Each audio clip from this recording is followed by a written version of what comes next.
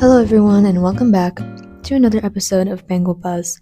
I'm Brianna Negron, and it is the last episode of 2024. And whether you're ready to kiss 2024 goodbye or stay in this moment forever, the new year is coming around. So, today we're talking about New Year's resolutions. I have mixed feelings about them because, on one hand, it's a tradition and it's meant to help us better ourselves. But on the other hand, it creates a lot of pressure and anxiety on a person coming into the new year. It's like an ongoing joke how people will be super into their resolution for a week or two and then give up. They most often revolve around working out or eating healthy, which is important but can be done wrong and obsessively, which is also what I think leads to burnout or just unhealthy habits, even if it's in your best interest to begin with. The truth is, on January 1st, you're still the same person you were on December 31st. And you don't have to wait a whole year until you start making better habits or improving yourself or taking care of yourself. You can start now or you can start mid July. I think it's really up to whenever it crosses your mind that you can improve on something is when you should start working on it. I think resolutions make people feel bad about themselves, like they're tied to something, especially when they're not able to stick to them immediately. They lose motivation because they aren't getting that serotonin of accomplishing something. But all goals are a gradual process. The goal of a resolution is that by the end of the year, you completed the goal, not when New Year's Day rolls around and you're an expert. You're not going to be able to magically do whatever's on your list. You need to work at these things. If my goal is to lower my screen time from 6 hours to 1, there's no way that on January 1st, I'm going to be able to make that switch and never surpass it. It's the same thing with exercising. If I want to be able to lift whatever weight, I need to build that muscle. And you need to remember that it's okay to not be there yet, because everyone has to start somewhere in order to make progress. And even if you're not there by the end of the year, you still put yourself in a better spot than you would have been in if you weren't trying.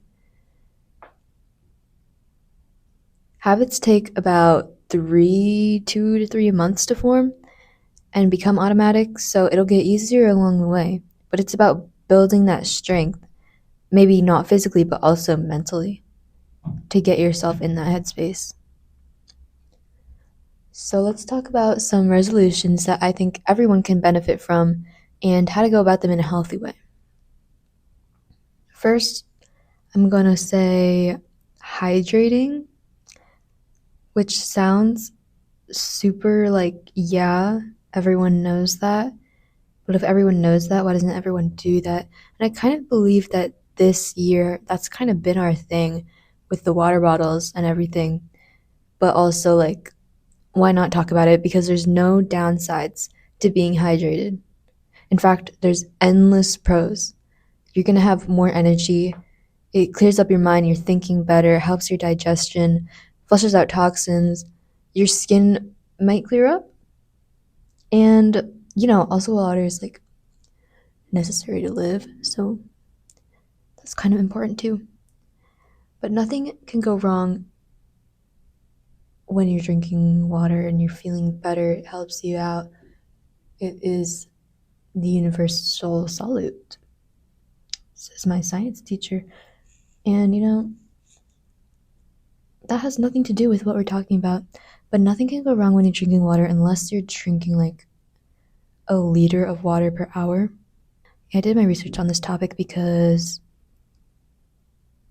one time I thought I was drinking too much water and my stomach really hurt, but actually I think we're fine. But drink your water and don't do it too much. Don't drink like a liter of water. It's kind of hard to do. Kind of not gonna probably happen to you. The lights just turned out, but whatever. Okay. Anyway, so basically I think you should just carry around a reusable water bottle with you. Just having it there will make you want to drink it, and there's plenty of benefits, loads of benefits. So, drink your water. acting like this is a super well-kept secret, but it actually helps. Anyways, I also suggest that everyone sets a goal to read a few books this year. Did you know that some people graduate without ever having read a book on their own time?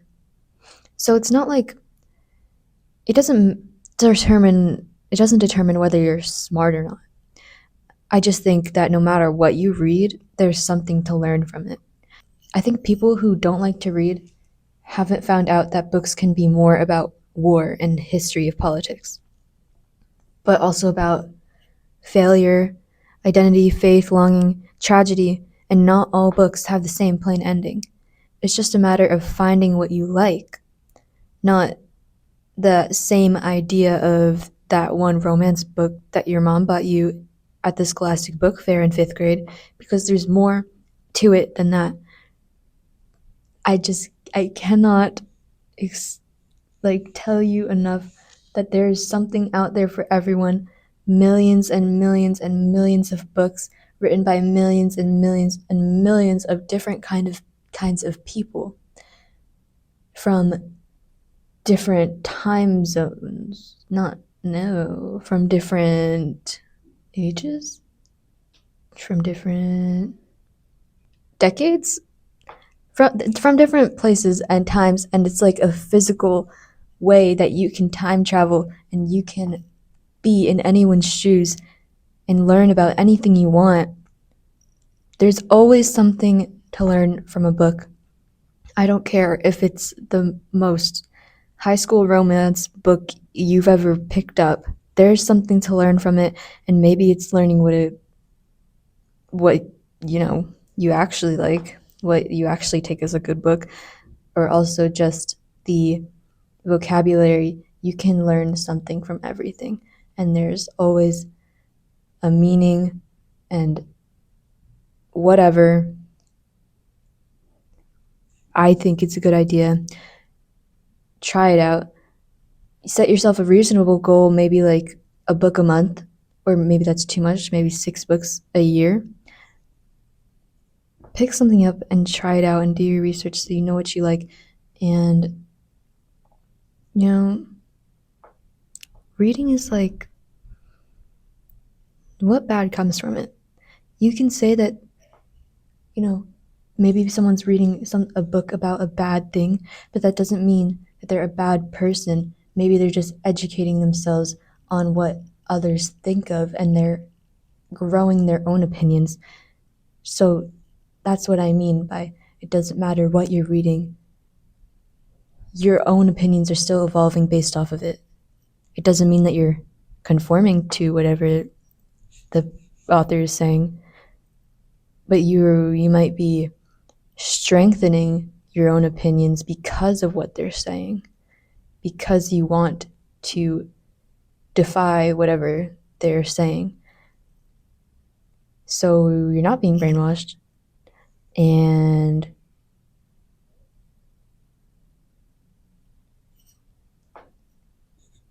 you should read a book. It's important for you to have a general plan when you carry out a goal. You can't just expect things to happen, and you have to remember to start somewhere that is, expected for you to start. Yes, there's going to be a struggle, but that doesn't mean to give up. You have to struggle in order to improve, because if there was no struggle, then you probably are at your best, but no one's at their best. You can always keep going, so keep going and keep trying and keep evolving. Anyways, not all your resolutions have to be so serious. I actually have my journal here in which I wrote my last resolutions in, and we can see how simple it was to be me at the time. I said read 30 books. I did not make it there, but that does not matter because I'm still proud of myself. So that's the mentality we're going to need in this podcast. I said less phone. I did a great job at that. Have fun and make memories. It's simple as that. Your resolution can be to have fun, be more positive, anything that will improve your life. It doesn't have to be serious. I just want to have fun. Journal consistently, didn't do that. Post on Instagram. What I meant by that is that I just want to stop caring about what other people are thinking about my social media appearance. I can do whatever I want, and I think I've really accomplished that. I I mean, I haven't posted a lot, but it's just about me feeling comfortable and doing whatever I want because it's not another person's choice what I do. And I can post freely and I can feel great about myself. And I've accomplished that. So, yeah. Dress more like me? Sure. Read in my room? Sure. Get a job? Oh, yeah. I did that. And expand my music taste. That's all it takes. It doesn't have to be something serious. You don't have to, put so much pressure on yourself. This is supposed to be a good thing. This is supposed to help you. So, you know, as general advice coming into the new year, I want you to prioritize yourself. And if you feel like there's something weighing you down now, you need to act on it because you have no idea how much better your life could be without a negative thing in your life. And it really does matter who you surround yourself with, what you surround yourself with. Do things for you and no one else. The days are going to pass no matter what, so you may as well enjoy them and make the most of them and be happy in this moment because the time is now. You're never going to be however old you are. That's actually all I have. Thank you so much for listening. I wish you all the best in 2025. Try not to stress yourself out too much, and a little progress is still progress. You're all doing wonderful, so keep trying, keep improving. You can check out more from us on the Roaring Bengals website or visit FVHS Newspaper on Instagram. Remember to take care of yourself, take care of your mind, and take care of your body. I'll see you next year. Bye, Bengals.